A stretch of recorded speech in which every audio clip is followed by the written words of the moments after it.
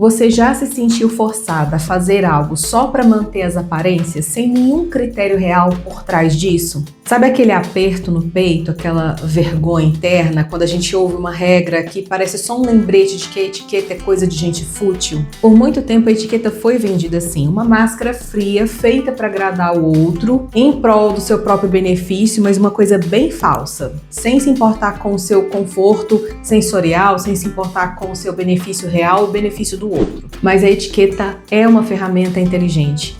E a elegância real não é ser uma boneca de porcelana, é ter essa sensibilidade de saber quais regras são úteis e quais deixaram de ser, quais passaram a ser fúteis, inúteis para o nosso dia a dia.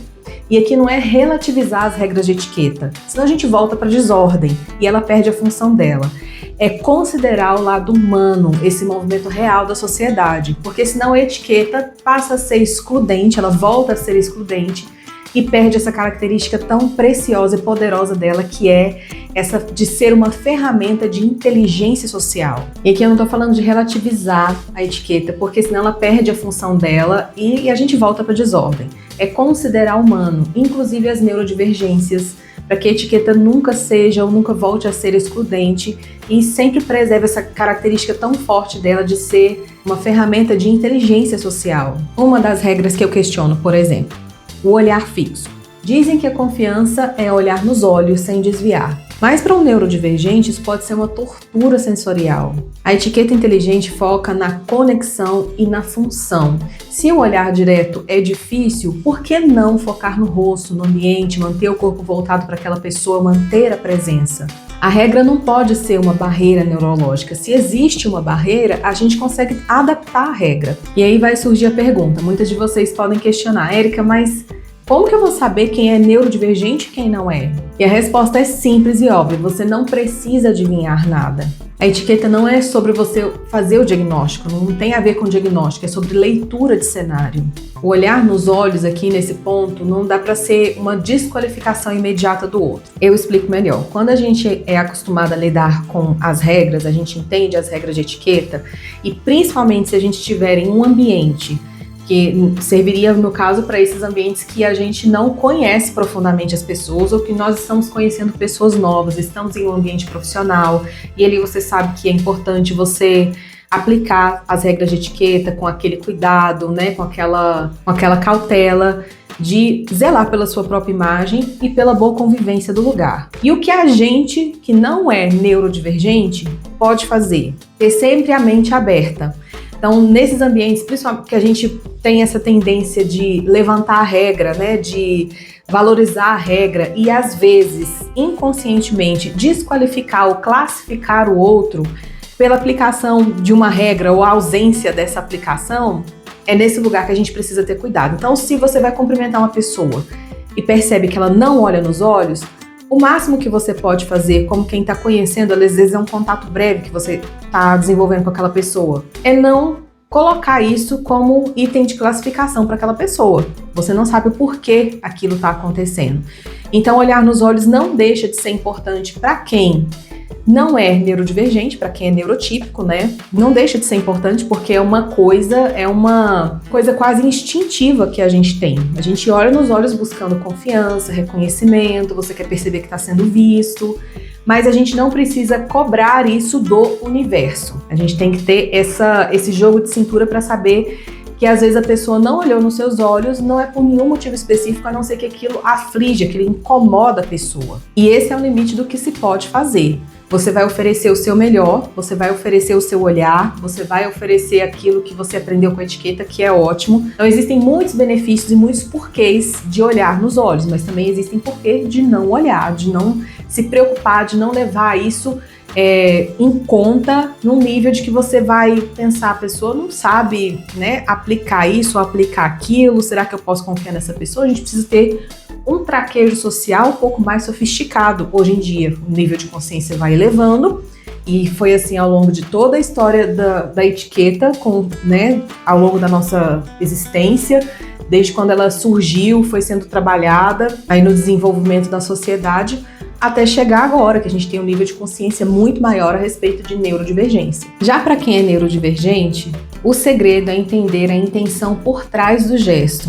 O olhar nos olhos serve para despertar respeito, valorizar a presença do outro e mostrar que você tem repertório, que está atento e que a sua resposta tem valor agregado. Essa é a sensação que você traz para a pessoa quando você olha nos olhos dela.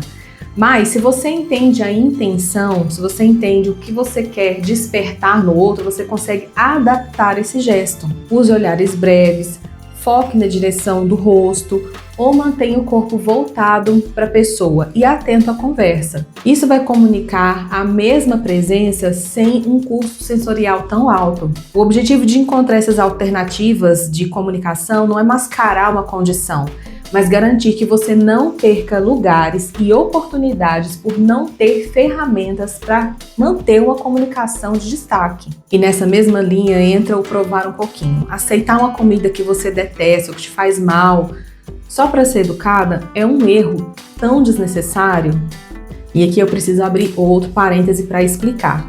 A etiqueta ensina, e aqui eu entro em divergência com muitas pessoas, na maior educação e paz, mas eu acabo entrando, porque a etiqueta tradicional, a etiqueta moderna, mas a tradição, né, das últimas regras até aqui, é que a gente sempre prove aquilo que o anfitrião oferecer, nem que seja um pouquinho. Mas tem tantas nuances envolvendo isso. Tem aquela situação quando o anfitrião oferece alguma coisa e isso pode acontecer de tantas maneiras. Por exemplo, vocês estão num encontro em um lugar público e aquela pessoa quer estender o encontro, te chama para ir na casa dela. Você vai com os amigos até a casa dessa pessoa e ela passa a ser a sua anfitriã.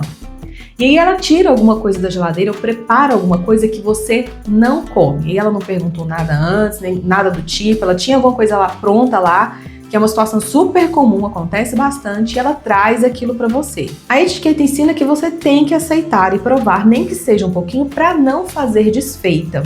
Mas eu não consigo aceitar que isso seja inteligente e funcional. Eu acredito que é muito mais inteligente a etiqueta ensinar a gente a abraçar o não, a aceitar o não. Aqui em casa eu ensino meus filhos a dizerem não, obrigada. E por mais que a pessoa insista, e a insistência é um erro, mas muitas pessoas insistem, é não, obrigada. Ele não tem que se forçar a comer nada. Tem várias situações, pode ser alguém que você ama, sua avó fez uma comida que você gosta, nem gosta tanto, mas aí você vai provar, você vai se disponibilizar, não quer dizer que você vai fazer tudo o que você quer, eu não sou a favor disso também, mas eu não vejo aqui a função que a etiqueta desempenha. A função seria não desagradar o outro, mas gente, isso é muito raso, é muito raso. A gente não caminha para uma evolução muito maior se o anfitrião, se a etiqueta ensina o anfitrião a aceitar e acolher o não com toda tranquilidade e naturalidade, e a gente ter liberdade de dizer que não com toda tranquilidade, ao invés de a gente se forçar a provar alguma coisa, às vezes não conseguir esconder ali uma careta, alguma coisa que surge porque a gente provou aquilo, ou se sentir mal depois, ficar, nossa gente, eu não devia ter comido aquilo, eu só provei para não fazer feio. Eu não consigo entender a função legítima dessa ação, dessa regra de etiqueta, e eu não adoto ela, não ensino ela para os meus filhos, não ensino para as minhas consulentes. Eu acredito que a etiqueta evolui, ela é uma ferramenta que evolui, e a gente precisa catar esses resquícios que têm uma função, aparentemente, mas não tem um real valor por trás daquilo. Ah, Érica, mas eu estou dizendo que não tem problema desagradar o outro. Estou dizendo que não deveria ser um desagrado.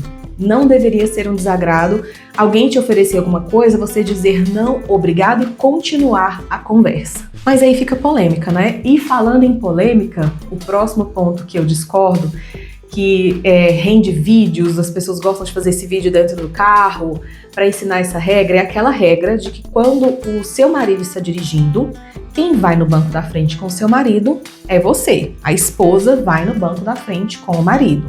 Alguma coisa contra? Nada contra. Imagine. Mas quando essa regra é batida a prego, é colocada ali como o critério de elegância, eu fico sem entender. Qual que é a função real dela? Ok, sim, a gente vai ao lado do marido. né? A gente não cede esse lugar por qualquer coisa, para qualquer um. Mas se ali tem uma sogra idosa, uma tia idosa, por que não ceder o lugar para alguém que é mais velho, tem uma necessidade maior do que a sua? Entrar no banco da frente é mais fácil do que entrar no banco de trás, que às vezes você entra com outras pessoas, é um espaço mais apertado. Por que não ceder o banco da frente? Não é muito mais elegante reconhecer a necessidade do outro e por um breve momento ceder o seu lugar para aquela pessoa? Você não vai ficar velha um dia, minha senhora, entende? Então eu não entendo por que essa regra existe. Eu não consigo entender por que ela tem sido mantida até aqui. Por mais que eu estude e pesquise, eu penso, por que isso existe como regra? A esposa que vai no banco da frente, isso precisa mesmo ser estabelecido dentro de uma regra de etiqueta? Eu entendo que a etiqueta tem várias nuances aí com essa regra que são relevantes. Por exemplo, proteger ambiente e ciclo social. Principalmente hoje em dia, as pessoas desenvolvem relações muito rápidas, né? Tudo muito rápido. E aí, se a gente tivesse numa situação de família, o seu filho está dirigindo, quem iria no banco da frente não seria a namorada, que é, por assim dizer, uma situação que não é definida. Ela não tem uma posição definida, ela não tem uma posição na família, ela não está integrada à família. Isso levanta uma polêmica gigante, porque tem pessoas que namoram por anos. Enfim, é mais inteligente deixar a pessoa que tem mais necessidade na frente, é mais elegante você ceder o seu espaço. Você é mais jovem, mais forte, tem mais possibilidade de descer do carro com conforto, subir e descer com segurança, sem cair, sem tropeçar. Para mim parece óbvio, mas o óbvio hoje em dia é muito relativo e vai de uma série de coisas aí para formar uma opinião da gente. Conta para mim, o que você acha disso? Essa costuma levantar polêmica porque tem famílias que a pessoa às vezes namora por anos e a pessoa é considerada ali da família, nesse caso da namorada não sentar no banco da frente, quem iria ser alguém ali, a mãe ou uma tia, alguma coisa assim. O meu ponto de briga maior é com a função. Quando essa regra deixa de ter uma função ou quando a dita função dela sobrepõe uma necessidade de outra pessoa ou sobrepõe a funcionalidade, a gente vê isso muito na mesa posta. Às vezes aquelas mesas ultra enfeitadas que tem uma lembrancinha em cima do prato, tem ali um embrulho, a pessoa vai desfazer um embrulho em cima do prato antes da comida ser servida. A beleza é como se a beleza sobreposse a função. Então, aquele prato que era para estar limpo, íntegro, para receber o alimento, a pessoa vai comer. Aí lá dentro a gente coloca papel, coloca embrulho, coloca presente, coloca enfeite, coloca às vezes ramo de plástico ou ramos de verdade, né? Aquele enfeite com folhas naturais. Eu fico por entender a função disso. Não faz sentido, porque você tira aquele zelo com a comida da pessoa, com a refeição que vai ser colocado dentro do prato. Então, nesse ponto, eu entendo que a beleza sobrepondo a função já não é mais uma coisa que caberia aí dentro da mesa posta, que a etiqueta ensina, porque ela perde a função para a beleza, para o enfeite, e não me parece coerente. Polêmico, diga para mim o que você acha. No fim, minha senhora, burlar uma regra inútil não fere a sua postura se a sua base de respeito e hospitalidade for sólida. A gente acaba desenvolvendo uma sensibilidade para entender que a vida acontece. Aprender a apreciar um posicionamento e respeitar um limite é o que torna a etiqueta de hoje uma coisa viva e não um museu de normas ultrapassadas que a gente fica apegado aí porque é tradição. A etiqueta inteligente abraça a diversidade e a inteligência emocional. Tem alguma outra regra que você sempre sentiu que é uma máscara social meio inútil? Vamos conversar sobre isso, sobre como renovar esse olhar nos comentários? Conta aqui pra mim, qual a regra mais inútil de etiqueta, aquela que te incomoda?